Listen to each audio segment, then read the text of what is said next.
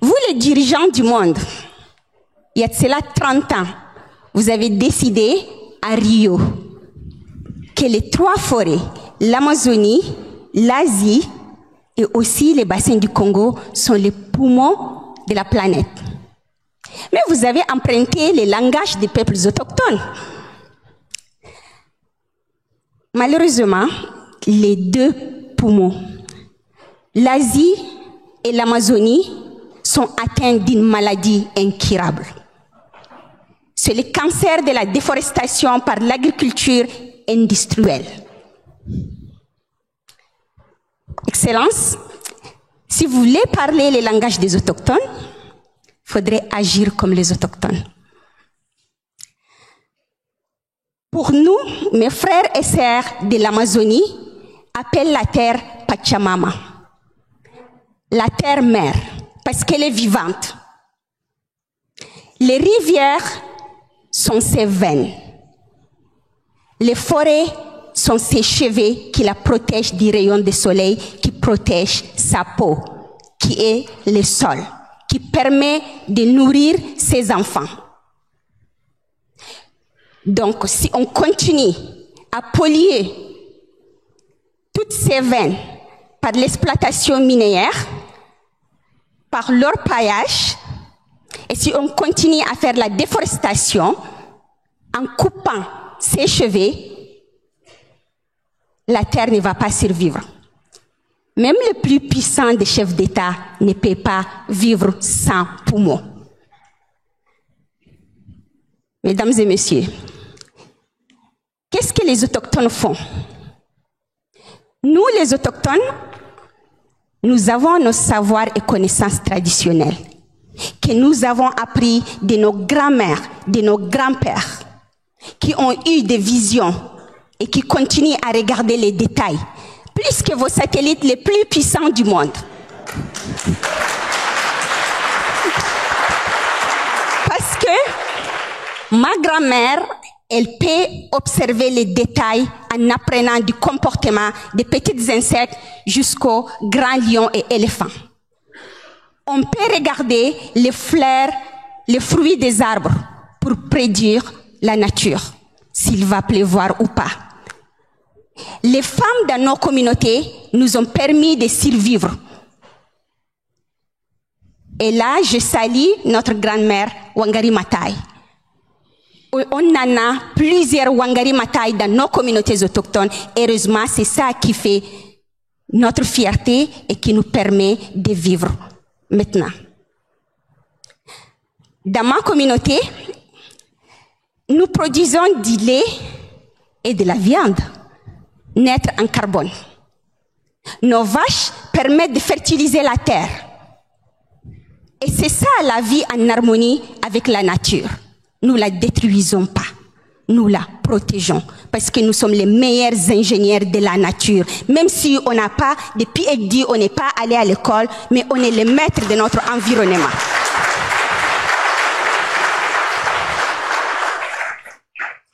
Alors, Excellences, Mesdames et Messieurs, j'ai des propositions à vous faire en tant que femme autochtone devant vous.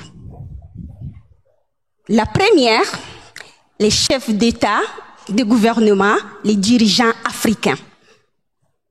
C'est à vous et c'est à nous de protéger notre forêt. On ne va pas attendre les autres de venir nous protéger.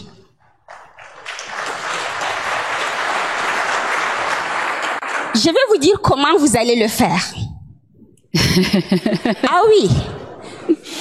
Tout d'abord, en respectant les premiers piliers principaux. Les droits fonciers aux communautés autochtones. Sans ces droits fonciers, nous ne pourrons pas conserver nos savoirs traditionnels et les transmettre de génération en génération.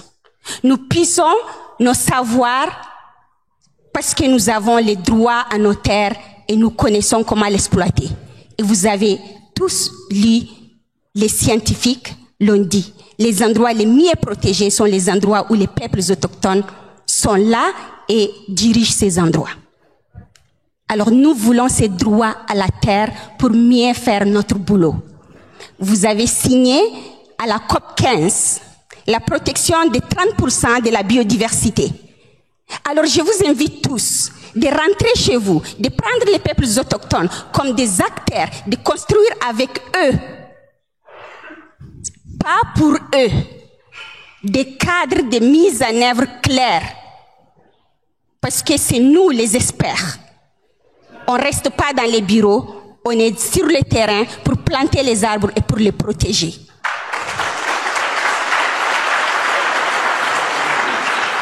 Mon deuxième est bien sûr au pays du Nord. Vous avez pris des engagements que je ne peux même pas citer combien. Mais entre autres, l'accord de Copenhague sur le financement, les REDD+ sur le financement, les derniers à Glasgow, 15 milliards de dollars pour les forêts, y compris 1,7 pour les peuples autochtones, pour les forêts. Il est où l'argent?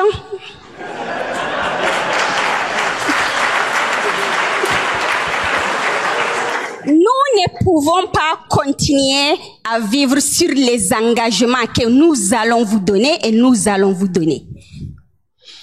Nous voulons les cacher sur la table pour que ma grand-mère, ma cousine, mon oncle puissent avoir l'accès direct à ces financements et mettre de vrais projets qui vont vous protéger. Ne venez pas me dire que vous voulez mettre des mécanismes qui permettent de gérer la transparence, ainsi de suite.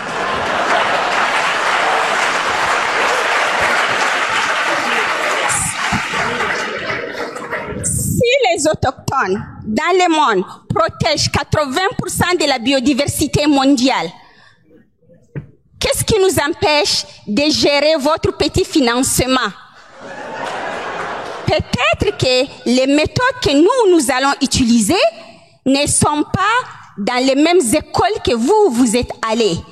On ne peut pas gérer les Excel comme ma grand-mère qui n'est pas allée à l'école, mais on peut protéger la forêt mieux que vous. On vous a fait confiance pour détruire notre environnement. Maintenant, c'est à vous de nous faire confiance pour la reconstruire.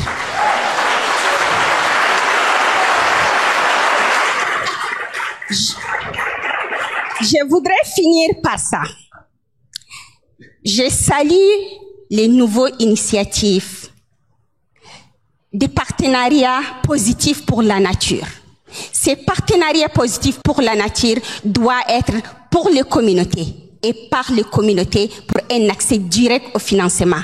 Parce que nous, les autochtones, nous sommes les CEO, les Chief Ecological Officer. Alors, nous sommes les meilleurs pour mettre en œuvre tout ce qui concerne notre environnement. Vous êtes prêts pour ces pactes? Je l'espère, parce que je veux que vous vous engagez sur ce bateau avec nous. Je vous remercie.